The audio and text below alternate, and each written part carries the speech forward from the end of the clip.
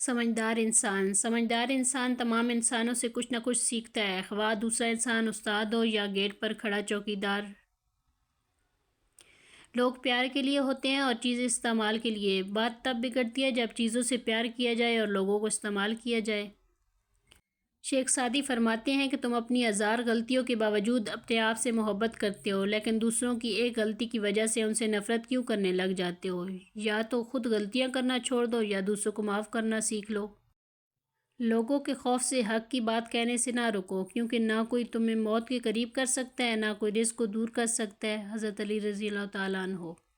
حضرت علی رضی اللہ تعالیٰ عنہ، جب آپ رب سے محبت کرتے ہیں تو وہ آپ کے دلوں میں صرف انہی لوگوں کو بسنے دیتا ہے جو آپ کی محبت کے قابل ہوتے ہیں۔ لوگ ڈھونڈتے رہ گئے کامیابی کو، مؤذن کہتا رہا حی علی الفلاح، حی علی الفلاح۔ حقیقت، جہاں ہم محفل میں بیٹھ کر مزے سے کسی غیر موجود شخص کی برائیاں بیان کرتے ہیں، یقین جانیں وہاں سے اٹھتے ہی ہماری برائیاں شروع ہو جاتی ہیں۔ چھوٹی چھوٹی نیکیاں بڑے بڑے گناہوں کو کھا جاتی ہیں۔ کسی کے بارے میں اچھا سوچنا بھی ایک نیکی ہے۔ علم ایک ایسا پھول ہے، جتنا کھلتا ہے اتنی خوشبو دیتا ہے۔ فاصلے کبھی رشتے الگ نہیں کرتے اور نزدیکیاں کبھی رشتے نہیں بناتی۔ اگر احساس سچے اور پرخلوص ہوں تو رشتے ہمیشہ زندہ رہتے ہیں۔ ناراض ہمیشہ خوشیاں ہی ہوتی ہیں، غموں کے اتنے نخرے نہیں ہوتے۔ برا وقت بھی کمال کا ہوتا ہے صاحب، جی جی کرنے والے بھی تو تو کرنے لگتے ہیں۔ واسطہ پڑتا ہے تو نسلوں کا پتہ چلتا ہے، باتوں سے تو ہر کوئی خاندانی لگتا ہے۔ حضرت علی رضی اللہ تعالیٰ عنہ نے فرمایا، زندگی میں اگر کچھ حاصل کرنا ہو تو محنت سے زیادہ دعا کی ضرورت ہوتی ہے۔ آنسو بہانے سے کوئی اپنا نہیں ہوتا، جو اپنے ہوتے ہیں وہ رونے کہاں دیتے ہیں۔ جو کسی کا برا نہیں چاہتے ان کے ساتھ کوئی برا نہیں کر سکتا، یہ میرے رب کا وعدہ ہے۔ حضرت علی رضی اللہ تعالیٰ عنہ۔ تین چیزیں انسان کو اللہ سے دور کرتی ہیں: اپنے عمل کو زیادہ سمجھنا، اپنے گناہوں کو بھول جانا اور اپنے آپ کو سب سے بہتر سمجھنا۔ عمل کے بعد نتیجہ نیت کا نکلتا ہے اور لوگ سمجھتے ہیں قصور قسمت کا ہے۔ حضرت علی رضی اللہ تعالیٰ عنہ۔ خوش قسمت ہے وہ انسان جس کے لیے کوئی روئے، مگر بدقسمت ہے وہ انسان جس کی وجہ سے کوئی روئے۔ جو لوگ حقیقت کو قبول کر لیتے ہیں انہیں ہمدردی کی ضرورت نہیں رہتی۔ وہ لوگ بہت تھوڑے ہیں جو اپنی آنکھوں سے دیکھتے ہیں اور دل سے محسوس کرتے ہیں۔ حضرت علی رضی اللہ تعالیٰ عنہ۔ لوگوں کے غلام مت بنو جبکہ اللہ نے تمہیں آزاد پیدا کیا ہے۔ عزت ایک ایسا انمول موتی ہے جسے آپ دوسروں میں جتنا تقسیم کریں گے آپ کو اتنا ہی واپس ملے گا۔ خاندان سے میرے حالات نہیں ملتے، خون ملتا ہے خیالات نہیں ملتے۔ گہری چپ بہت سارے بھرم رکھ لیتی ہے۔ پتہ ہے دکھ تب ہوتا ہے جب ہماری نیت صاف ہو اور اگلا ہمیں غلط سمجھے۔ جہاں لگے حمیت کم ہو رہی ہے وہاں جانا کم کر دو، پھر چاہے کسی کا گھر ہو، بات ہو، یاد ہو یا دل۔ الحمدللہ کہا کرو، بے شک قرآن بھی الحمدللہ سے شروع ہوتا ہے۔ سب کو دلاسا دینے والا انسان اکثر اپنے دکھوں میں اکیلا ہوتا ہے۔ صبر کا سلیقہ نہیں مجھے یا رب، میرا دل اپنی رضا میں راضی کر دے۔ گفتگو کرنا سب کو آتا ہے لیکن تاثیر صرف سچ میں ہوتی ہے۔ ہم کسی کو زبردستی اپنے لیے مخلص نہیں کر سکتے۔